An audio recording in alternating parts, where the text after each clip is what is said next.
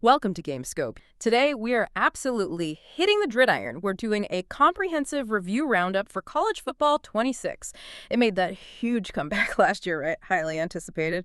Well, this year's version is out, it's kicked off, and we've basically gathered a huge stack of reviews, critics, fans, the works, to really unpack what's changed, what's genuinely great, and yeah, what might still need some serious work. That's exactly right. For this deep dive, we've pulled insights from the big names IGN, Games Radar, Plus Meter, Gaming Nexus, Game Informer, GameSpot, all those guys. We've also got the aggregated scores, Metacritic, OpenCritic, the usual suspects. But, and this is crucial, we're digging deeper than just the pros. We're looking at the raw, unfiltered feedback straight from players over on Reddit. Our mission here is simple. Give you the clearest, most balanced picture we possibly can of whether college football 26 is, well, the game for you this year. Okay, so let's just jump right in. The elephant in the stadium, right? Did college football 26 suffer from that dreaded sophomore slump? After college football 25's massive, triumphant return, that's always the fear, isn't it, with these annual releases, can they capture that magic again? Well, the general feeling from the critics, it seems to be a pretty resounding no, actually. IGN, for instance, they call it steady improvement rather than breakout success. They noted that, okay, maybe the new car smell from the first game back is gone, but the foundation itself, it's firm, it's grown. They even said something like, once a sports series figures out the core gameplay, it's, quote, never really going to be bad, which suggests, a pretty high floor for this game. And the scores totally back that up. I mean, look at Metacritic. Generally favorable critical reception. It's averaging, an 82 for PS5 and a 79 for the Xbox Series XS. That's across 18 critic reviews. And get this, 89% positive reviews. That's pretty impressive. Games Radar Plus even called it the greatest show on turf, gave it a 90. And Game Informer, a solid 8.5. Looks like a win, right? But see, this is where the plot thickens significantly. Because it's a starkly different story when you look at the user scores. Metacritic's user rating, a generally unfavorable 4.8 out of 10. That's based on 52 user ratings so far. And this huge gap, this chasm between the critics loving it and players being frustrated, it's not totally uncommon in sports games, but it feels particularly wide here. I think the deeper insight might be about how these different groups play the game, critics.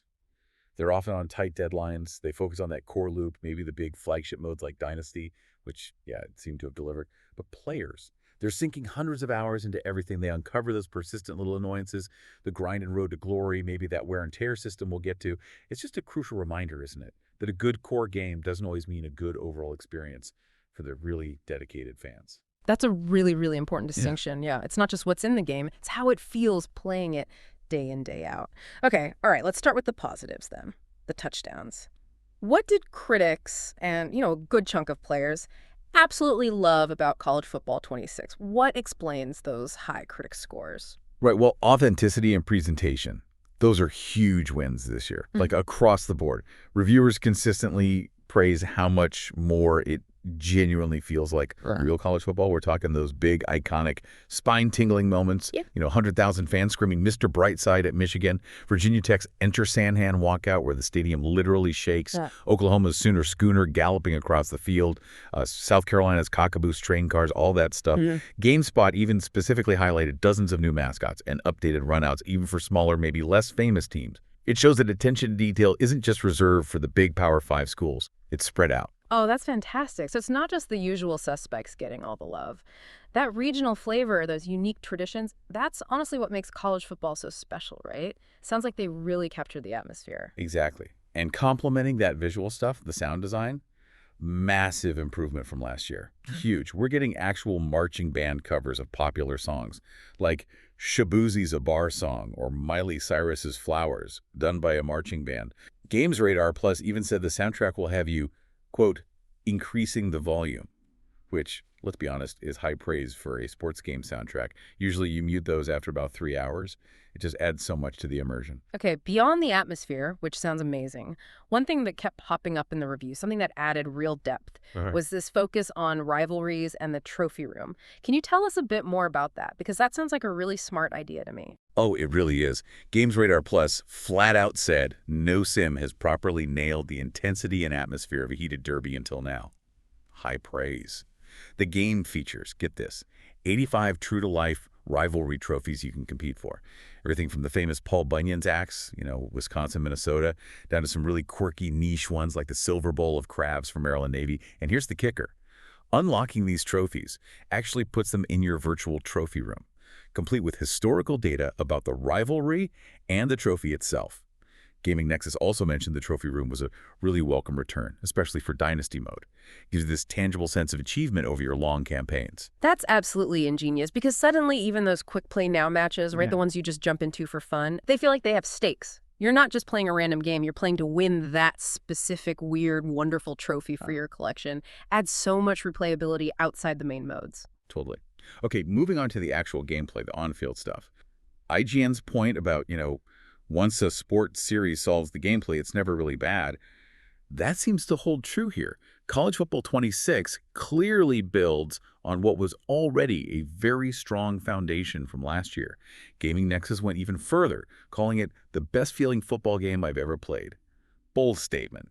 They cited things like refined player locomotion, just how guys move, how they plant and cut improved animations, better collision physics, tackling. They specifically called out gang tackles looking incredibly realistic now. Multiple defenders converging, wrapping up. It looks physically plausible, not just like canned animations triggering. Okay, let's dig into that a bit. Best feeling football game. Wow. What were the specific tweaks on the field that made such a difference? What makes it feel better? Well, two big ones really stand out in the reviews. First, running between the tackles is actually viable now. That's like fundamental college football. All right. Grinding it out inside. But last year, it often felt like you had to bounce everything outside.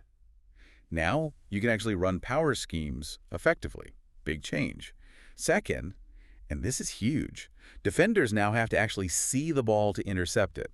No more of those psychic eyes in the backs of their heads picks, as GameSpot perfectly put it.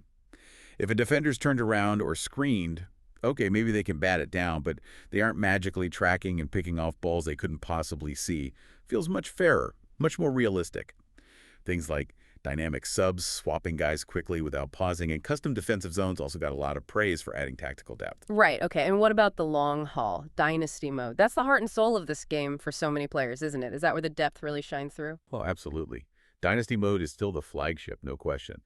And it's generally getting high praise across the board. Gaming Nexus called it the deepest and most rewarding mode in the game. And the improvements sound pretty extensive.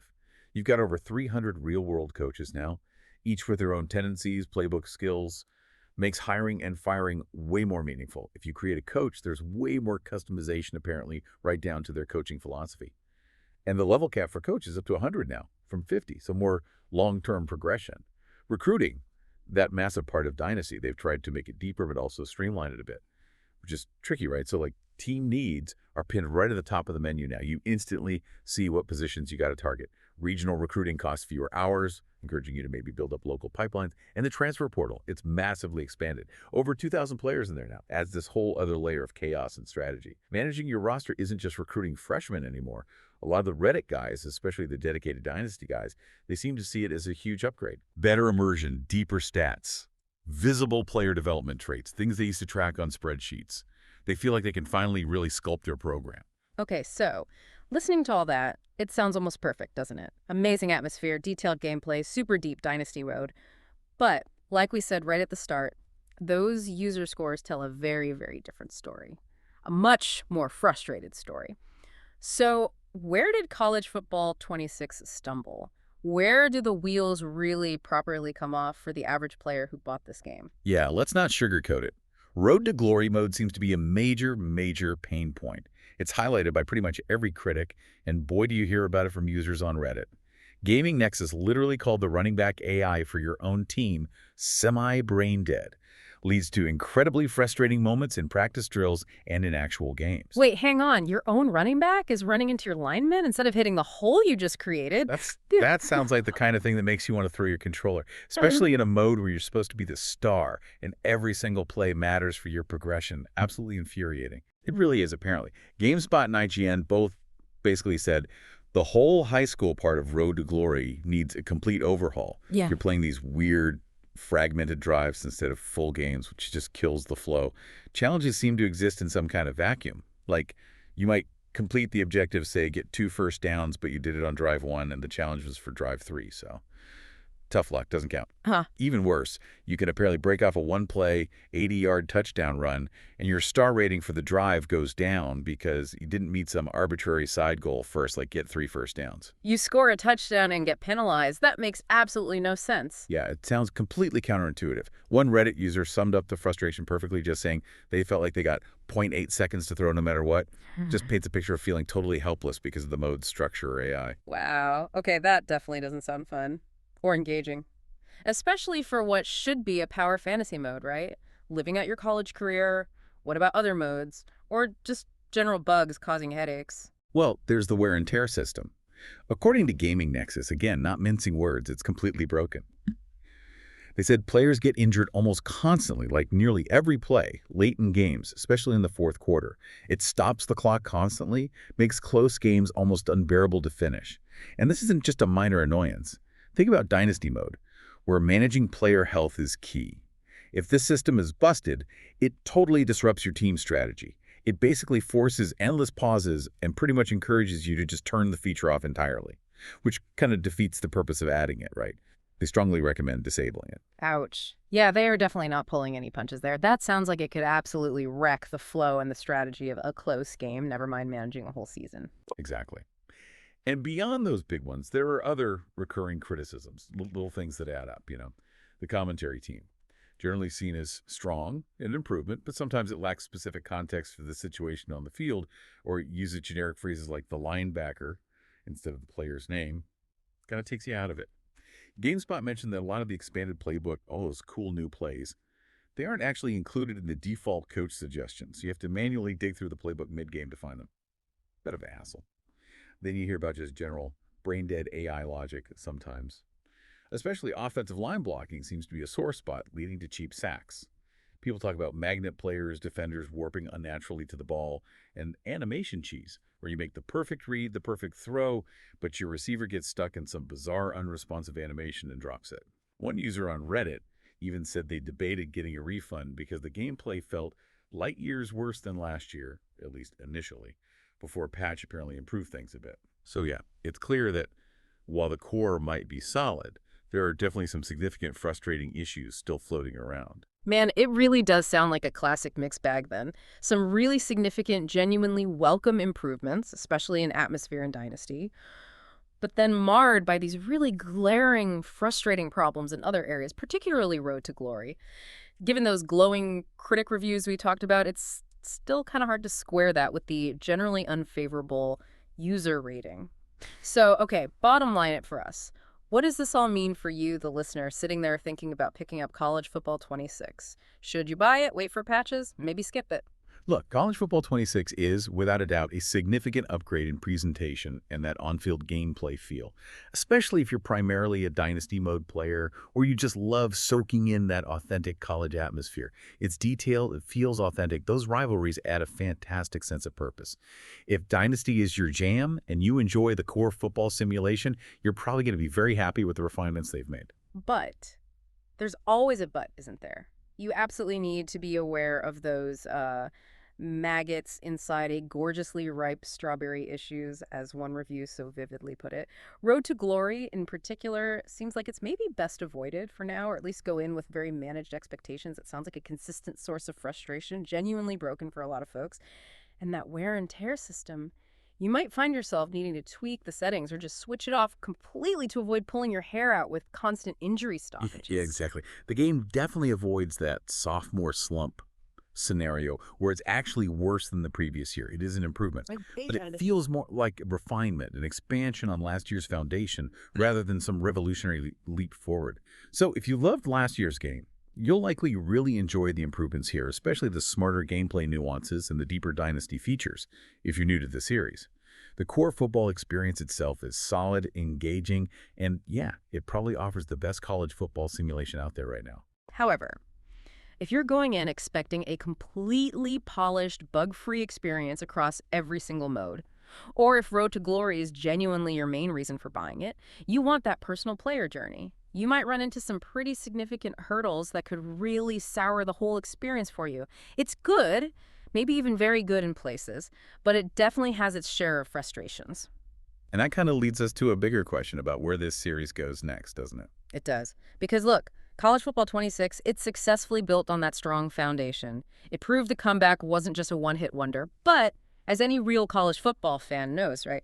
You don't build a dynasty, a truly dominant program, off just one or two good seasons. You have to keep building, plan for the future, address your weaknesses, keep recruiting.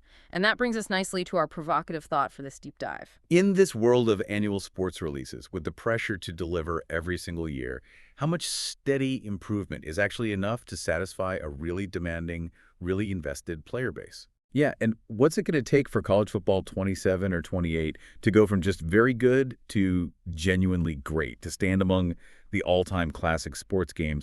Will EA finally tackle some of these deeper, maybe systemic issues holding back modes like Road to Glory? Or are players just going to have to keep finding workarounds, keep disabling features year after year? That feels like the big challenge ahead for what is undeniably a very promising but still kind of imperfect franchise.